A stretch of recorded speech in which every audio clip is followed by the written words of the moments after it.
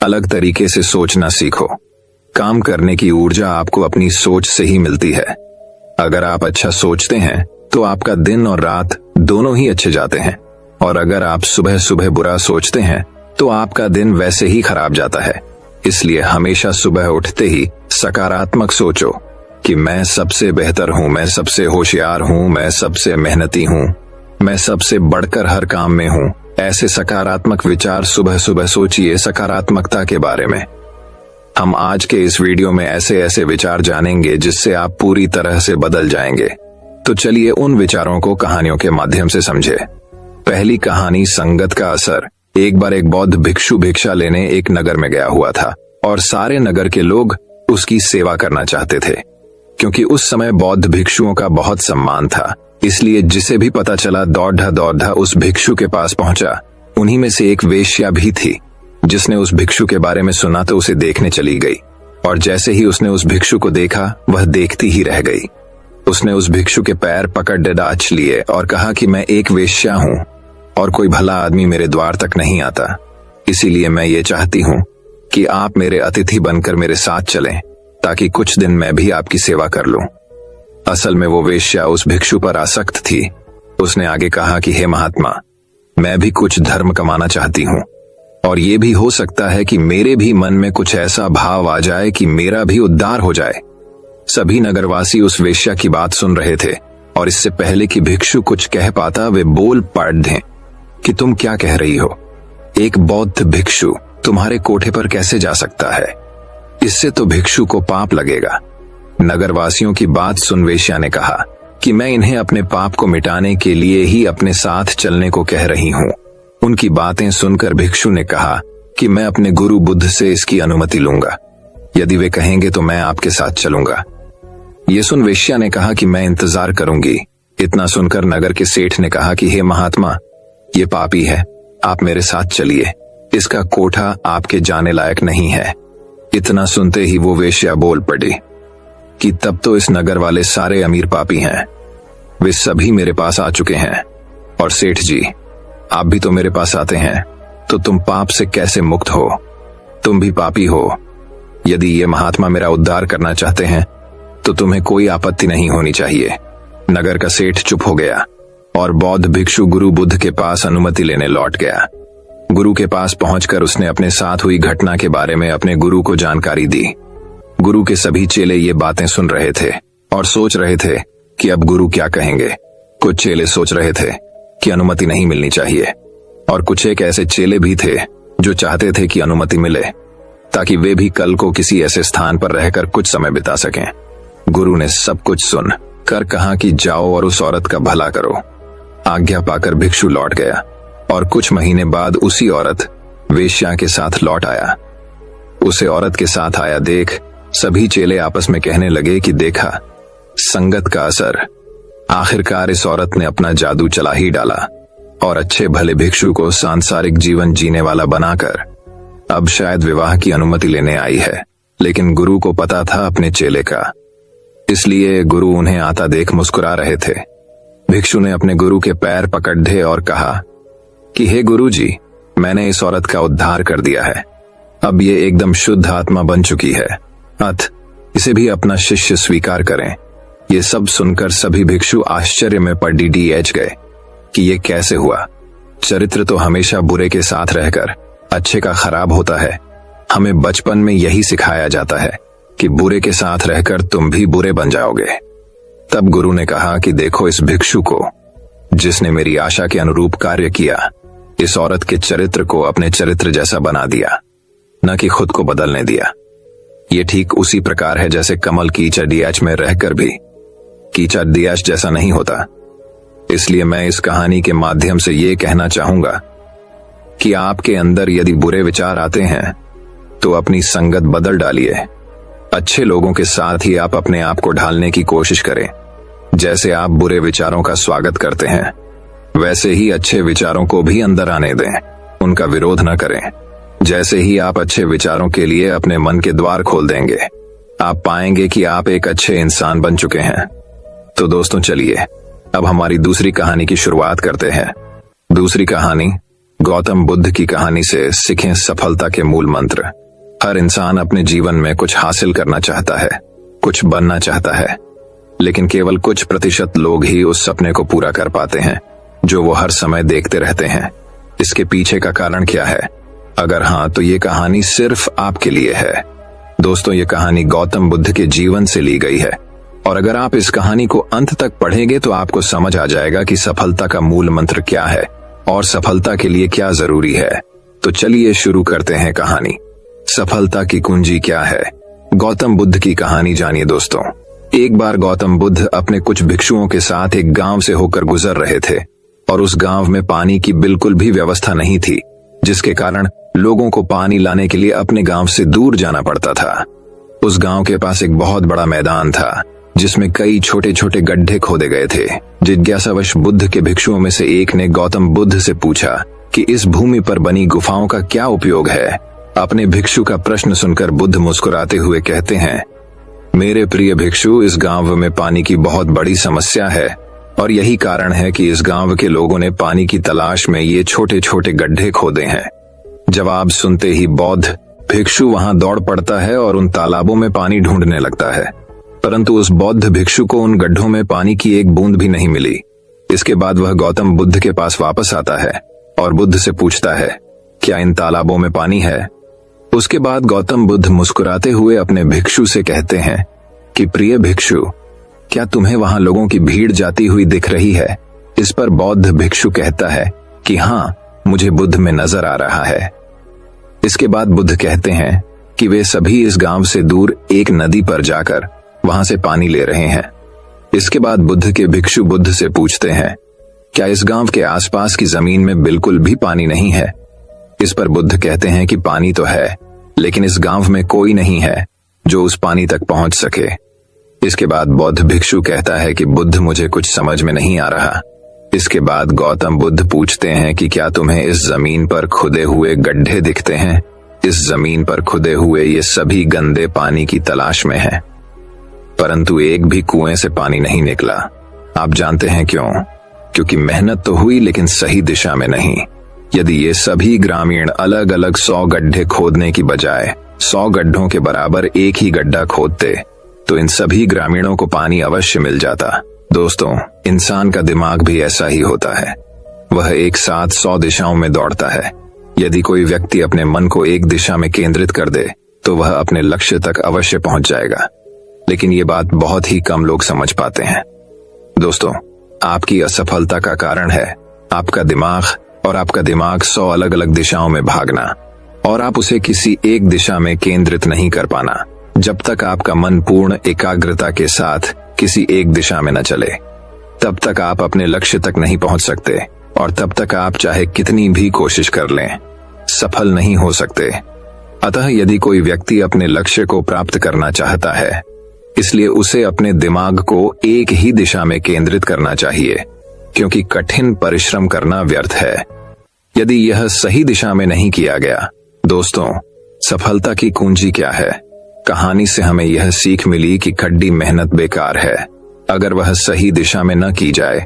आपने हमसे सुना है कि सफलता की कुंजी क्या है।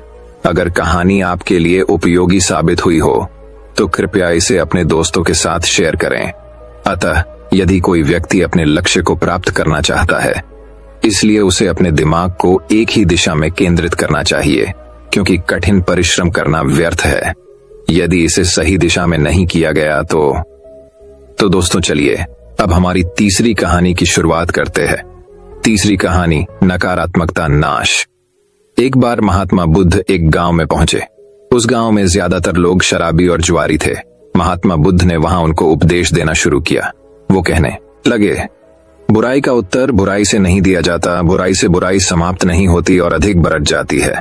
पापी के साथ पापी मत बनो, क्योंकि कीचड़ डेच को कीचड़ डेच से साफ नहीं करते। बुराई को केवल अच्छाई ही मिटा सकती है। अब वहां बैठा हुआ एक व्यक्ति महात्मा बुद्ध की ये सारी बातें सुन रहा था।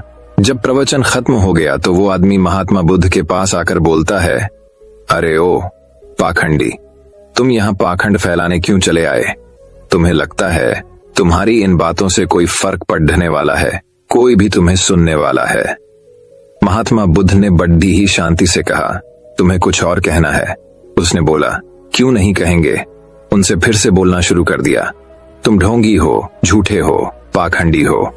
महात्मा बुद्ध ने कहा, मैंने तुम्हारी सारी बातें सुनी, अब तुम मेरी भी कुछ बातें सुन लो। महात्मा बुद्ध ने बोलना शुरू किया, यदि तुम्हारे पास एक रोटी है और वो तुम मुझे देना चाहते हो मगर मैं लेना नहीं चाहता, तो वो रोटी किसके पास रहेगी?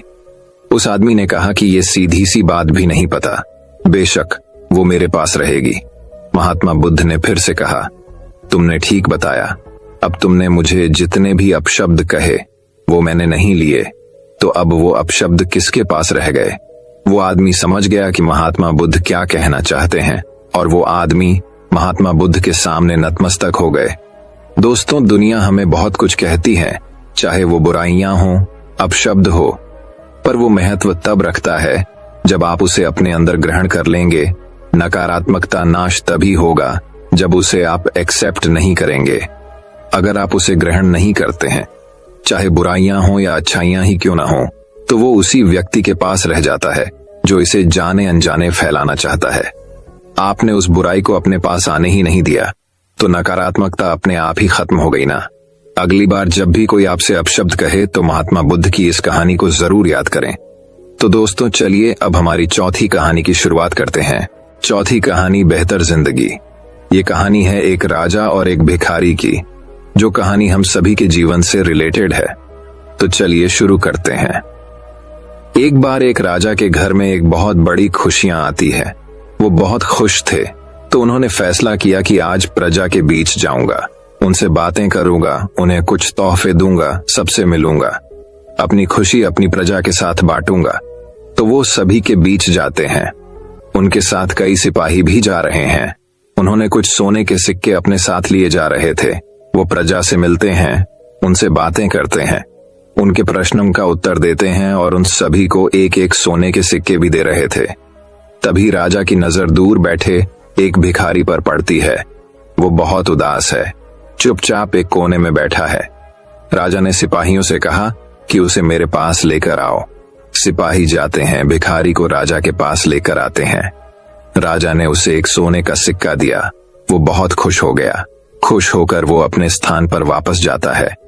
अब स्थान ऐसा है कि उसके बगल में ही एक नाला है।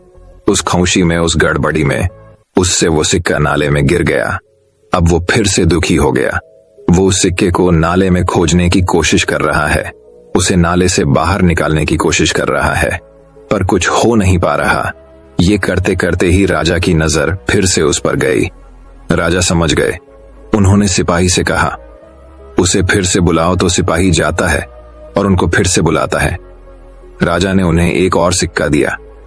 राजा ने उनसे कहा, उसे छोड़ो, तुम ये सिक्का रखो। भिखारी खुश हो गया। अब भिखारी वापस अपने जगह पर जाता है, लेकिन वो अपने पहले सिक्के को अभी भी ढूंढ रहा है, बड़ी कोशिशें कर रहा है। राजा की नजर फिर से उस पर गई। राजा ने उसे फिर से बुलाया। ये सोचकर कि उसे दुख हो रहा है, तो राजा ने उस भिखारी को एक और सिक्का दिया। अब देखा जाए तो उसे 3 सिक्के दे दिए गए हैं। एक सिक्का नाले में गिर गया, पर 2 सोने के सिक्के अभी भी उसके पास है। लेकिन अब भी वो सिक्का लेने के बाद फिर से नाले के पास जाता है और उस सिक्के को खोजने लगता है। अब फिर से राजा उसे अपने पास बुलाते हैं। राजा उसे कहते हैं, यही गलती तुम सब करते हो। तुम्हारे पास अभी भी 2 सिक्के हैं, लेकिन तुम्हारा मन उस एक सिक्के पर पड़ा है जिसे तुमने खो दिया है। हम जीवन में भी यही करते हैं। हमारे भूतकाल में जो हमारे साथ गलत चीजें हो गई हैं, उन्हें याद कर करके वर्तमान में जो अच्छी चीजें हैं उसे बर्बाद कर देते हैं, उसे भूल जाते हैं, उसे अनदेखा कर देते हैं। हमारी खुशियों को, हमारी परिवार को, हमारी परिस्थितियों को, जो आज बहुत अच्छी है, उसका आनंद लेने की बजाय उन बातों को याद करते हैं जो पहले हो चुकी है। जो अब आपके हाथ में नहीं है, उसे आप बदल नहीं सकते, उसका आप कुछ नहीं कर सकते। फिर भी आप उसी के पीछे पड़े हुए हो और भूल जाते हैं कि आपके पास अभी भी 2 सोने के सिक्के हैं।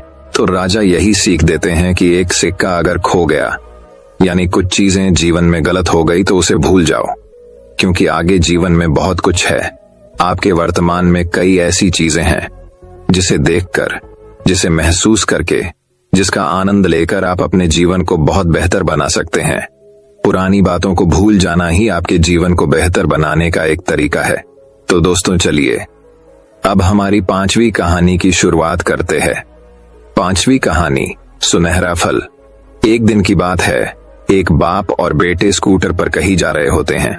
तभी रास्ते पर जो बाप होते हैं उनकी नजर पड़ती है रोड के साइड में कुछ लड़कों के ऊपर जो कीचड़ में कुछ ढूंढ रहे होते हैं। तो अपना स्कूटर वहां पर रोकते हैं और जाकर के उन बच्चों से पूछते हैं, बेटे क्या ढूंढ रहे हो यहाँ पर? तो उनमें से एक लड़का बोलता है कि अंकल आपको दिख नहीं रहा है, ये सामने सोने का फल है, हम उसको पाने की कोशिश कर रहे हैं। उस लड़के की बात सुनते ही पिता का ध्यान जाता है उस सोने की फल की तरफ जो चमक रहा होता है। फिर उस पिता के दिमाग में कुछ इमेजिनेशन चलने लग जाती है कि काश ये जो फल है ये मेरे बेटे के पास में आ जाए तो न सिर्फ उसकी बल्कि मेरी भी जिंदगी बदल जाएगी। तो बिना सोचे समझे वो पिता अपने बेटे को वहां बुलाते हैं और धक्का मार देते हैं उस कीचड़ में और बोलते हैं, तुझे किसी भी कीमत पर वो सुनहरा फल लेकर के आना है। लेकिन बेटे को वो सुनहरा फल नहीं चाहिए होता है। उस बेटे की अपने कुछ और ही अलग सपने होते हैं। वो बेटा बहुत कोशिश करता है अपनी पिता को ये समझाने की कि मेरी खुशी इस सुनहरे फल में नहीं है, मेरी खुशी कहीं और है, मेरे सपने कुछ अलग है। लेकिन उसके पिता उसके एक शब्द भी नहीं सुनते हैं। वो बेटे को धक्का मारते हैं उस कीचड़ में और बोलते हैं, मैं तुझसे पूछ नहीं रहा हूं, तुझे बता रहा हूं कि तुझे वो सुनहरा फल लेकर के आना है। तो वो बेटा भी अपने बाप के सपने को पूरा करने के लिए अपनी पूरी जान लगा देता है और पूरी कोशिश करता है कि किसी भी तरीके से वो सोने का फल उसके हाथ में आ जाए। लेकिन जैसे जैसे वो हाथ पैर मारता है उस फल को पकड़ने के लिए, वैसे वैसे वो उस कीचड़ में नीचे धंसने लग जाता है। और उसके बाद ही उसको पता लगा कि ये असल में कीचड़ नहीं है, ये दलदल है। वो चीखता है, चिल्लाता है, अपनी पिता को आवाज लगाता है, लेकिन उसके पिता उसके एक नहीं सुनते। उसके पिता बोलते हैं कि बहाने मत बना, और भी लोग हैं वहां पर जो कर रहे हैं, तो जब वो कर सकते हैं तो तुम क्यों नहीं कर सकते? तो एक बार वो फिर से कोशिश करता है, अपनी पूरी जान लगा देता है, लेकिन उसके बाद भी उसके हाथ में कुछ नहीं आता है और वो धीरे धीरे नीचे धंसता चला जाता है और उस दलदल के नीचे दब जाता है और मर जाता है। तब जाकर के उसके पिता को एहसास होता है कि उससे कितनी बड़ी गलती हुई। वो बैठ करके जोर जोर से रो रहा होता है, चीख रहा होता है, चिल्ला रहा होता है। तभी वहां पर एक साधु आता है। वो साधु बाबा उससे पूछते हैं, क्यों रो रहे हो? फिर वो आदमी उस सोने की फल की तरफ इशारा करते हुए उस साधु को अपनी पूरी बात बताता है और बोलता है कि इसमें मेरी क्या गलती है? मैंने तो जो कुछ भी अपने बेटे के लिए किया, बेटे की खुशी के लिए किया। तो साधु उस फल को ध्यान से देखता है और उस आदमी को कहता है, जिस सोने की फल की वजह से तुमने अपने बेटे को गंवा दिया, कम से कम एक बार ध्यान से उस फल की तरफ देखा तो होता कि वहां पर कोई असली सुनहरा फल है भी या नहीं। ये साधु बाबा सुनकर उस आदमी को गुस्सा आया और उसने कहा कि सामने तो दिख रहा है ये सोने का फल, आपको नहीं दिख रहा क्या? तब वो साधु उस कीचड़ के ऊपर एक बड़ा सा पेड़ होता है जिसकी तरफ इशारा करते हुए बोलते हैं कि वो जिसे तुम देख रहे हो वो उस फल की परछाई है, असली फल वहां पर उस पेड़ के ऊपर है। और फिर वो साधु उस आदमी को बोलता है कि अपने बेटे को जबरदस्ती धक्का देने की बजाय और उसको बताने की बजाय कि तेरी खुशी किसमें है, अगर तुमने उससे पूछा होता कि बेटा तू बता तू क्या करना चाहता है, तेरी खुशी किसमें है, तो न सिर्फ तुम्हारा बेटा जिंदा होता बल्कि हो सकता है कि उसके हाथ में वो असली सोने का फल भी होता। दोस्तों ऐसा हमारी जिंदगी में सबके साथ होता है। आपको समझा में आ गया होगा। क्या आपको पता है, एनसीबीआर के एक रिपोर्ट के मुताबिक एक बहुत डरावने वाली बात सामने आई है कि इंडिया में हर घंटे एक स्टूडेंट सुसाइड करता है और हर दिन लगभग 28 आत्महत्याओं की खबर मिलती है। तो मेरा हर बच्चे की माँ बाप के लिए यही अनुरोध है कि आप अपने बच्चों को कभी जबरदस्ती मत करें कि वो आपके हिसाब से सब कुछ करे या अपनी जिंदगी में आगे बढ़े, बल्कि उसके बजाय उसको वो करने दीजिए जो वो खुद करना चाहता है। क्या पता एक दिन आपके बच्चे की न्यूज भी लोगों को देखने को मिले। ऐसा ना हो, क्योंकि आपकी सोच अपने बच्चे की सोच से बहुत ही अलग होती है।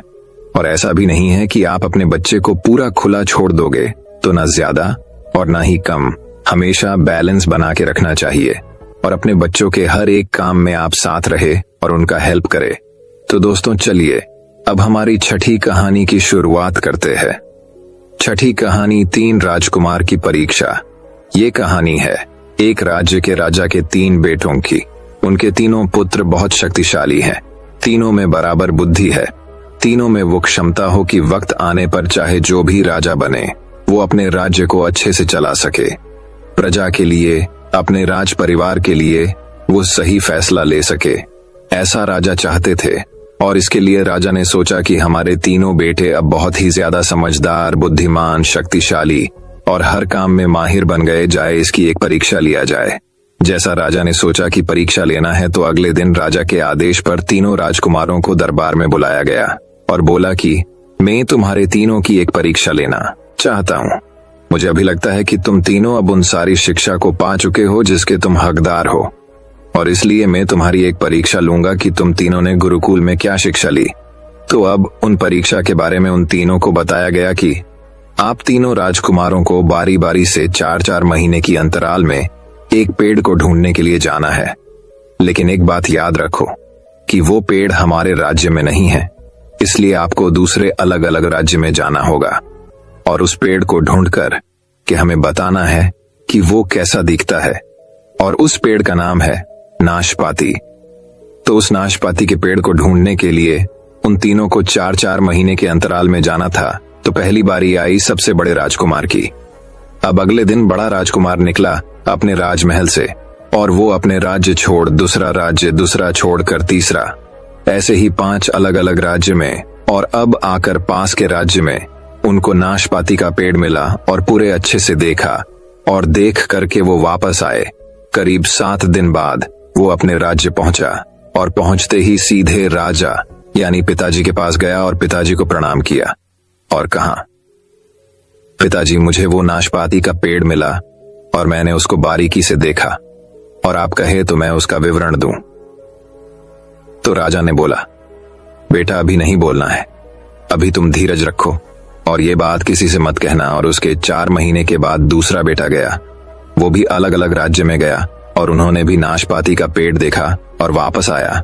और उसके बाद सबसे छोटा बेटा गया और 10 अलग अलग राज्य में गया, और उनमें से कुछ राज्य में उनको नाशपाती पेड़ के बारे पता लगा, तो उसने भी एकदम बारीकी से उस पेड़ देखा और वापस आ गए। जब 1 साल के बाद तीनों की परीक्षा समाप्त हुई तो तीनों को एक दिन राज दरबार में बुलाया गया। सारे मंत्रीगण वहां बैठे थे और बाकी अलग अलग राज्य के राजा वहां पर बैठे थे। अब महाराज ने बोला, बेटा तुम तीनों ने तो अलग अलग राज्य जाकर नाशपाती का पेड़ देख लिया है, तो अब एक एक करके उसके बारे में बताओ कि आपको वो पेड़ कैसा दिखा और कहाँ मिला। सबसे बड़े बेटे से शुरू हुआ। बड़े राजकुमार ने कहा, पिताजी हमारे पास के राज्य में मुझे पेड़ मिला और लोगों ने कहा कि यही नाशपाती का पेड़ है, लेकिन जाकर के देखा कि वो तो सूखा सा था, टेढ़ा मेढ़ा सा था, मतलब किसी काम का नहीं था। मेरा सवाल आपसे ये कि आपने उस पेड़ को ढूंढने क्यों भेजा? तो राजा ने कहा, सबका जवाब दूंगा, पहले बाकी भाइयों को तो नाशपाती पेड़ के बारे में बताने दो। तो दूसरे बेटे ने कहना शुरू किया, भैया क्या बात कह रहे हो? पिताजी जो मैंने नाशपाती का पेड़ देखा है उस पर हरी भरी पत्तियां थीं, लेकिन मुझे एक कमी लगी, उसमें फल नहीं लगे थे। और जैसे ही दूसरा वाला ये बातें बोल रहा था, तीसरा वाला जो सबसे छोटा राजकुमार था उसने कहा, पिताजी ये भैया क्या बात कर रहा है? मैंने किसानों से कंफर्म किया है, आसपास के लोगों ने बताया कि ये नाशपाती का पेड़ है और उसमें बहुत सारे फल लगे थे। वो नाशपाती का पेड़ नाशपाती से भरा हुआ था। जैसे ही तीनों अपनी अपनी बातें बोले, तीनों की बातें एक दूसरे से कंट्रोडिक्ट कर रही थीं। तीनों एक दूसरे से झगड़ने लगे। दरबार में जितने भी मंत्री थे, अलग अलग राज्य के राजा थे, वो सभी देख रहे थे कि ये महाराज क्या करवा रहे हैं, अपनी बेटों में लड़ाई करवा दी। तभी राजा अपने सिंहासन से खड़े हुए और बोले, आप तीनों राजकुमारों को झगड़ने की जरूरत नहीं है।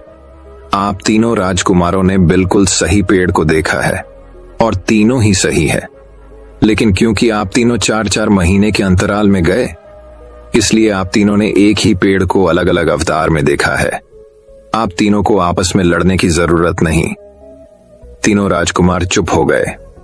राजा ने कहा, मैं आप तीनों राजकुमारों को 3 बातें सिखाना चाहता था, इसलिए इस नाशपाती के पेड़ ढूंढने के लिए तुम तीनों आसपास के राज्य में भेजा था।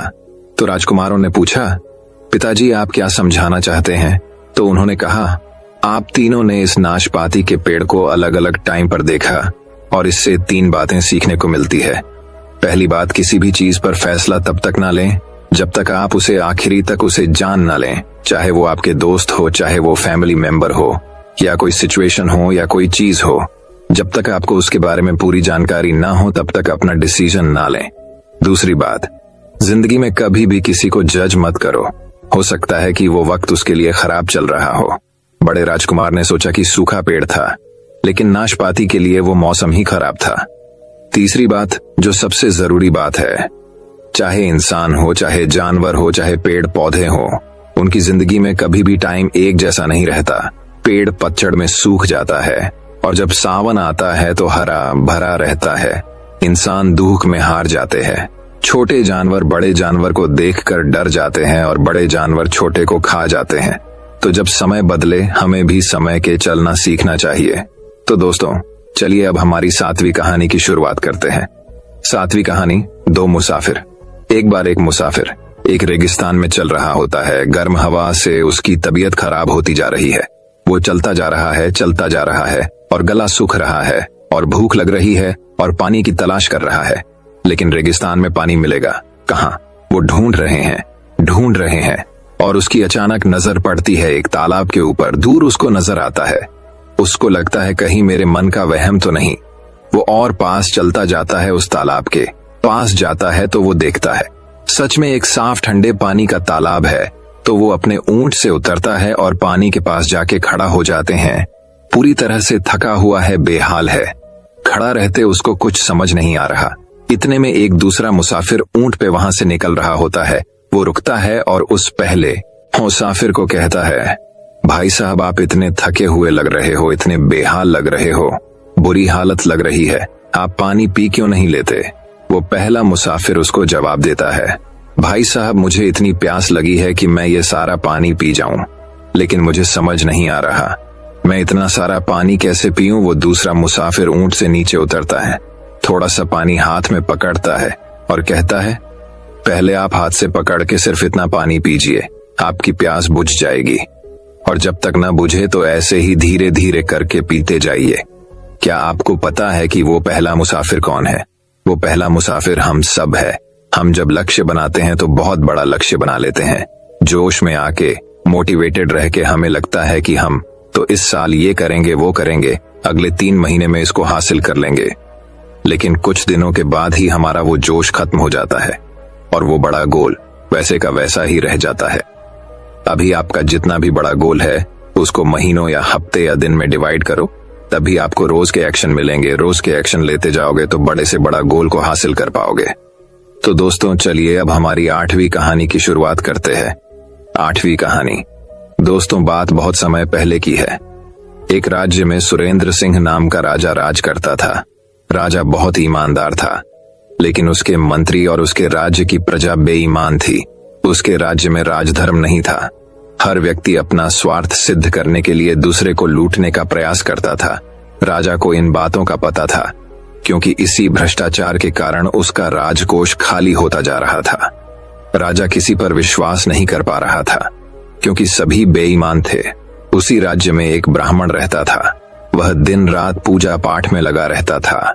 वह ब्राह्मण बहुत ईमानदार था। इसी कारण राज्य के लोग उसे अपना दुश्मन मानते थे। ब्राह्मण मंदिर में पूजा करने आने वाले लोगों से ईमानदारी और सच्चाई पर चलने की बात करता था, जो लोगों को समझ नहीं आती थी। एक दिन राजा उसी मंदिर में भगवान के दर्शन करने गया। राजा ने भगवान की पूजा कर वहां 5 सोने के सिक्के चढ़ाए। पूजा समाप्त होने पर उस ब्राह्मण ने वही 5 सोने के सिक्के राजा को प्रसाद के रूप में वापस कर दिए। यह देखकर राजा को बहुत गुस्सा आया। उसने ब्राह्मण से पूछा, राजा पंडित जी, आपने मेरे चढ़ाए हुए सिक्के ही मुझे वापस कर दिए, ऐसा क्यों? क्या इनमें कोई खोट है? ब्राह्मण, महाराज क्षमा करें, इन सिक्कों में खोट है या नहीं ये तो सुनार ही बता सकता है, लेकिन मैंने ये सिक्के इसलिए वापस किए क्योंकि इस राज्य के अधिकतर लोग बेईमान हैं। जो लोग पूजा करने आते हैं वे अगर भगवान के चरणों में पड़े चमकते हुए सोने के सिक्के देखेंगे तो उनका मन पूजा पाठ में नहीं लगेगा। वे इन सिक्कों को चुरा कर ले जाएंगे, बाद में इनका उपयोग गलत कार्यों में करेंगे। राजा, लेकिन आपने मुझे ये वापस क्यों दिए?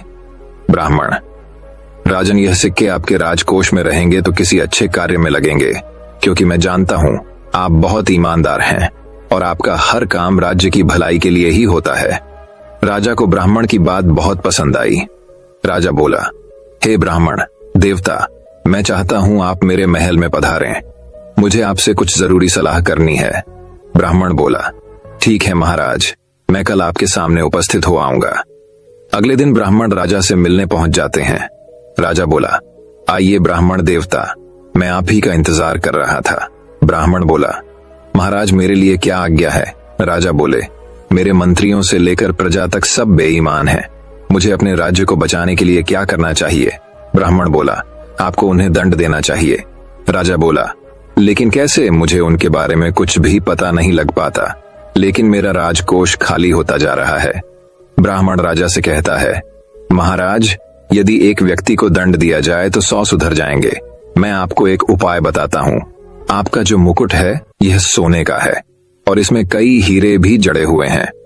आप अपने मंत्री से कहिए कि आप एक नया सुंदर मुकुट बनवाना चाहते हैं जिसमें इतने ही हीरे जड़े हों, लेकिन मुकुट शुद्ध सोने का होना चाहिए। राजा ब्राह्मण से बोला, लेकिन उससे क्या होगा? ब्राह्मण कहता है, जब मुकुट बनकर आ जाए तब आप मुझे बुलवा लेना, बाकी आप मुझ पर छोड़ दीजिए। राजा तुरंत अपने मंत्री को बुलाकर मुकुट बनवाने के लिए कहता है। मंत्री तुरंत सोने के सबसे बड़े व्यापारी को बुलाता है। मंत्री बोला, सुनो, व्यापारी महाराज के मुकुट के बराबर वजन का सोना तुम सुनार को पहुंचा दो। तुम्हें उसका पूरा मूल्य मिलेगा, लेकिन उसमें 10% तांबा मिला देना। उसमें से जो बचत हो उसका आधा मुझे चाहिए। उसके बाद मंत्री हीरे के व्यापारी को बुलाता है। मंत्री बोला, महाराज के मुकुट के लिए जो हीरे चाहिए उसमें से 2 हीरे कम देना, उनकी जगह कांच के टुकड़े लगा देना। 1 हीरे का दाम मुझे चाहिए। सोने का व्यापारी सोचता है, जब मिलावट ही करनी है तो 10% क्या 20 कर देता हूँ। 5% मंत्री को भी तो देना है। वही 20% तांबा मिलाकर सोना सुनार को भिजवा देता है। इसी तरह हीरे का व्यापारी भी 2 की जगह 4 हीरे कम देकर कांच के भेज देता है। सुनार जब देखता है कि इसमें तांबा मिला है और 4 हीरे नकली हैं, तो उसके मन में भी लालच आ जाता है। वह उसमें और मिलावट कर देता है और 2 हीरे और निकाल कर नकली कांच के हीरे लगा देता है। उसके बाद वह उस सोने और हीरों को अपने कारीगर को बनाने के लिए देता है। कारीगर देखता है इसमें तो केवल 40% सोना है, बाकी तो तांबा है। वह उस सोने को अपने पास रख लेता है और सोने की जगह तांबे का मुकुट बनाकर उस पर सोने का पानी चढ़ा देता है। साथ ही सारे हीरे निकालकर कांच के नकली हीरे लगा देता है। तय समय पर महाराज के सामने मुकुट पहुंच जाता है। मुकुट बहुत सुंदर बना था। राजा बहुत खुश होता है। वह तुरंत ब्राह्मण को बुलवाता है। ब्राह्मण अपने साथ दूसरे राज्य का एक सुनार लेकर पहुंच जाते हैं। राजा कहता है, पंडित जी मेरा मुकुट तैयार है, अब क्या करना है? ब्राह्मण बोला, राजा इस मुकुट बनाने की प्रक्रिया में जिसने भाग लिया उन्हें बुलवाइए। राजा के आदेश पर सभी आ जाते हैं। उसके बाद ब्राह्मण अपने साथ लाए सुनार को मुकुट देते हैं। मुकुट को कसौटी पर परखने के बाद सुनार बोला, महाराज ये तो पूरा मुकुट तांबे का है। इस पर सोने का पानी चढ़ाकर ये कांच के टुकड़े लगा दिए गए हैं। राजा को बहुत गुस्सा आता है। वे मंत्री से पूछते हैं। मंत्री सोने के व्यापारी का नाम लेता है, सोने का व्यापारी सुनार का, और सुनार अपने कारीगर का नाम लेता है। राजा इस कारीगर को राज्य के बीच फांसी पर लटका दिया जाए ऐसा हुक्म देता है। कारीगर बोला, महाराज मुझे क्षमा कर दीजिए। राजा कहता है, नहीं तुम बेईमान हो, तुम्हें फांसी देनी ही पड़ेगी। कारीगर बोला, ठीक है महाराज, लेकिन मुझे 40% फांसी दीजिए, क्योंकि मुझे सोना 40% मिला था। अगर मैं उससे मुकुट बनाता तो वो तांबे का नजर आता। इस तरह कारीगर सुनार की, सुनार सोने के व्यापारी की, सोने का व्यापारी हीरे के व्यापारी की, और दोनों मिलकर मंत्री की पोल खेल देते हैं। अब राजा कहता है, इन सबको कल सुबह राज्य के बीच में फांसी दे दी जाए। अगले दिन पूरे राज्य में हड़कंप मच जाता है। बीच राज्य में राजा के सामने सभी को फांसी पर लटका दिया जाता है। राजा बोलता है, आज के बाद अगर किसी ने भी बेईमानी की तो उसका भी यही हाल किया जाएगा। राजा ब्राह्मण से कहता है, ब्राह्मण देवता मैं आपको मंत्री पद देना चाहता हूँ। आज से राज्य के सारे फैसले मैं आपके परामर्श से लूंगा। उसके बाद ब्राह्मण की सूझबूझ से पूरा राज्य ईमानदारी से अपना कार्य करने लगा। कुछ ही दिनों में राजकोष भरने लग जाता है। दोस्तों, ये कहानी हमें ये शिक्षा प्रदान करती है कि जो हमारा पालन पोषण करता है उसी से हम बेईमानी नहीं करनी चाहिए, क्योंकि जो व्यक्ति हमारी भलाई का सोचे ऐसे व्यक्ति की भलाई सोचना हमारा कर्तव्य है। तो दोस्तों चलिए अब हमारी 9वीं कहानी की शुरुआत करते हैं। 9वीं कहानी दोस्तों वही। अब एक और कहानी कुछ इस प्रकार शुरू होती है। बात बहुत समय पहले की है। राजा कुमेर सिंह के राज्य में अकाल पड़ गया था। राज्य में किसी को परेशानी न हो इसलिए राजा ने अपने खजाने खाली कर दिए और अन्य राज्यों से अनाज सब्जियां मंगाकर जनता को बचाया, लेकिन इसके कारण राजकोष खाली हो गया। राजा कुमेर सिंह और उनकी रानी भानुमती बहुत चिंतित थे। वे दोनों अपने कुलगुरु के पास गए, जो पास ही के जंगल में कुटिया बनाकर रहते थे। राजा ने अपनी सारी परेशानी उनके सामने रखी।